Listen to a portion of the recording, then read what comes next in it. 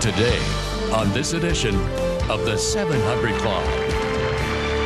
700 Club, Bob Boyd. Bob, thank you so much for being here. It's a treat. It's great to be here, Christy. You know, looking at that clip of just where God has brought you from, truly the depths of despair where you're just about to commit suicide, He spoke to you, to now you're ministering and you're going here and abroad, telling people about the love of Jesus Christ.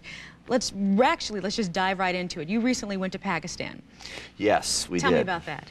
Well, we had the chance to do the last Christian outreach in Pakistan before 9/11, and we have an ongoing ministry in Pakistan right now, in the heart of Taliban country, in the north of that great country. And it is so exciting to see what God is doing.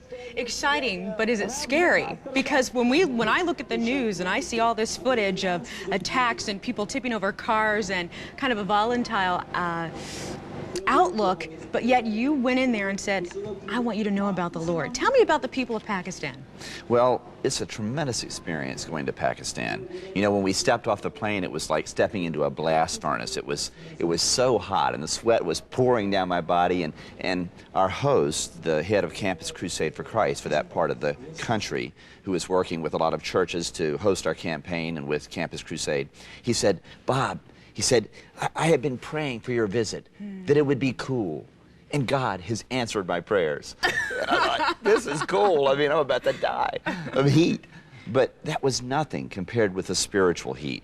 I remember that night as we went into the compound with 200 or 300 Christians in the Taliban's largest city, Peshawar, with 1.5 million people. And there were just 200 or 300 Christians in that city that were praying for our campaign. And as we went in a van, all of a sudden we were surrounded by 30 or 40 angry Muslim men who were all over our van. And the police were peeling them off with the butts of their submachine guns. And I thought, you know, this is exciting. I mean, we may not live through this, but you know, it's thrilling. Bob, I love how you say things are exciting. When if someone was tipping over my van, I'd say, okay, Lord, you might have to do this by yourself. I got to go home. You know, but you didn't do that. Well, the best part of it was that we sensed the power of prayer in such a remarkable way. You know, Jeremiah 33, verse 3, that great promise says, call to me, and I will answer you and show you great and mighty things which you do not know. And many thousands of people were calling to God for our campaign, and as a result, I'll never forget standing there in the middle of Old Town Peshawar in the most radically Islamic city in Pakistan, right next to Afghanistan, preaching the gospel and telling the Christians how they could pray for the campaign, which was going to start.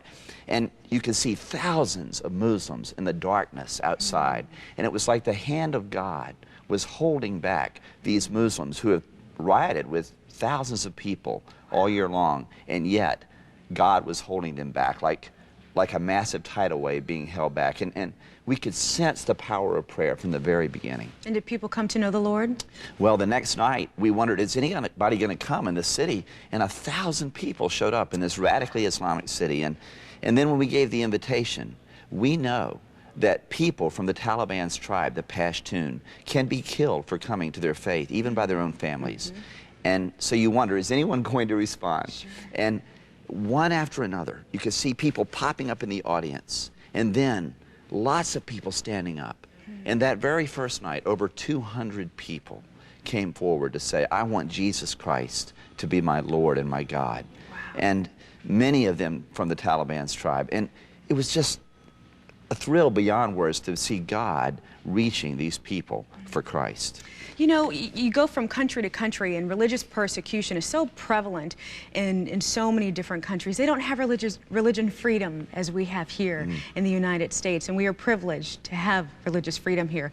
But my question to you is, as Christians, how can we be Christ-like to Muslims? What can we do to show the love of God to them?